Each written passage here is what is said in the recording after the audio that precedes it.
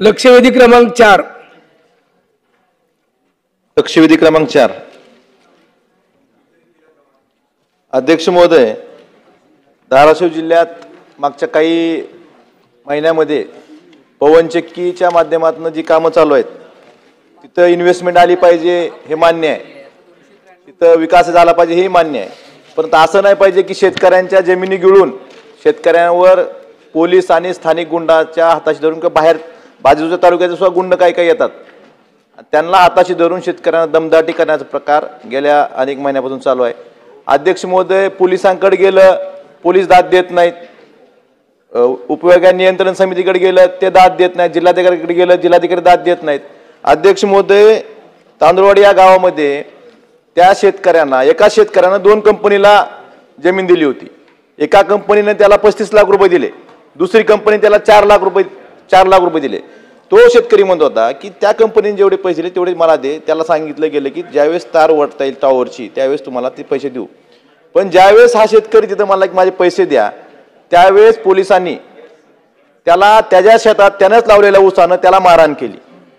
म्हणजे स्वतःच्या शेतात जर शेतकरी स्वतःचा चोर होत असेल तर पोलीस, याआधी आपण आका ऐकले होते पण आता काही पोलीस अधिकारीच आका झालेत अध्यक्ष महोदय. त्यामुळं या पोलीस अधिकाऱ्यांना कारवाई कोण करणार? गुजरात मंत्री महोदय तुम्ही काय सांगितलं की स्वतःच्या अंगावर डिझेल ओतून घेत होता म्हणून आम्ही ते कारवाई केली. आतापर्यंत आत्मदहन किंवा आंदोलन करण्यात बरेच आंदोलक म्हणजे प्रयत्न करतात, त्याला कोणी मारत नाही, त्याच्यापासून त्याला रोखलं जातं, अडवलं जातं, त्याला मारहाण केली जाते का कुठं? आजपर्यंत मी कुठं बघितलेलं नाही. एखादा आंदोलन करत असेल किंवा एखादा आत्मदहनाचा प्रयत्न करत असेल, डिझेल ओतून घेत असेल, असा कुठल्याही आंदोलनकर्त्याला आजपर्यंत कुठल्याही पोलिसांकडनं मारहाण झाली नाही. त्याच्या शेतात त्यानेच लावलेल्या ऊसानं त्याला मारहाण केली जाते आणि खाजगी सुरक्षा रक्षक आणि पोलीस या दोघांनी मिळून मारहाण केली. आणि उलट ज्यांनी मारहाण केली त्यांच्यावर कारवाई करायचं तर लांबच, परंतु त्या शेतकऱ्यांना डांबून ठेवलं जातं आणि इकडे काम करून घेतलं जातं. अधिकारी काय वापरतात, ह्याला बांधून ठेवा. अध्यक्ष महोदय, हे मारहाणीचा प्रकार. दुसरा प्रकार, काही कंपन्याचे एजंट शेतकऱ्यांना चेक देतात, तुझं त्याच्याकडनं काम करून घेतला चेक दिल्यानंतर, आणि ज्यावेळेस चेक तो बँकेत टाकला जातो तो चेक बाउन्स होतो. मग तो एजंट पैसे फोन उचलत नाही, कोणी त्याला दाद देत नाही. मग काम करून घ्यायचं, बोगस चेक द्यायचे, चेक बाउन्स होतो, परत शेतकऱ्यांनी करायचं काय? अध्यक्ष महोदय, खोटे दस्त, रजिस्ट्रीमध्ये सुद्धा खोटे संमतीपत्र जोडून दस्त केले जातात. ही तक्रार 12 प्रश्न सांगावं लागेल ना मंत्री महोदयांना. 12 तारखेला पोलीस विभागाकडे एका शेतकऱ्यानं, बालाजी बारकुल नावा शेतकऱ्यानं तक्रार दिली की माझ्या आईचं, माझं आणि माझ्या भावाचं खोटं संमतीपत्र, खोटं शपथपत्र एका दस्ताला जोडून एक दस्त तयार झालेला, याच्यावर कारवाई करा. पोलीस कुणाकडे ढकलते? पोलीस इन्चार्ज अधिकारी म्हणतो मला DYSP विचारावं लागेल, परत म्हणतात कधी SDO कडनं आम्हाला आदेश यावा लागेल. शेतकऱ्यांना जायचं कुठं?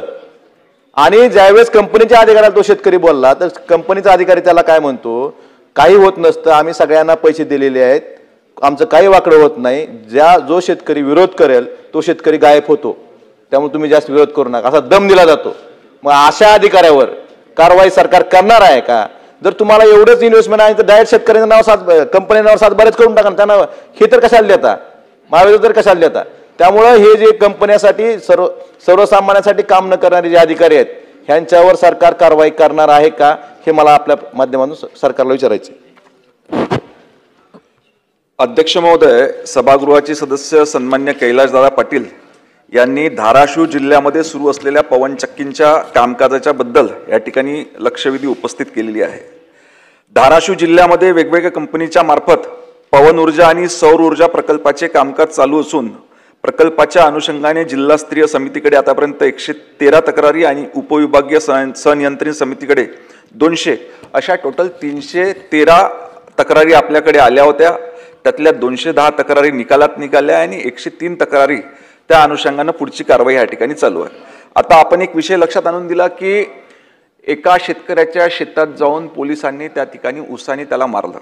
याची माहिती आपण मला दिल्यानंतर आज तर तुमचं अभिनंदन केलं पाहिजे की तुम्ही वारीला गेले होते, परंतु आपल्याला कळलं की लक्षवेधी लागली आहे तर आपण तिथून वापस आले आणि लक्षवेधीकरता उपस्थित झाले केवळ शेतकऱ्यांकरता. तर आज जेव्हा मी माहिती घेतली आपण सांगितल्यानंतर, तर ज्या शेतकऱ्यावर कारवाई करण्यात आली एक तर तो त्या शेताचा मालक नव्हता, दुसरा व्यक्ती तिथे होता, परंतु आपण दिलेली माहिती ग्राह्य धरून मी सांगतो ना, आपण दिलेली माहिती खरी असून असं ग्राह्य धरून मी त्याच्यावरही बोलतो.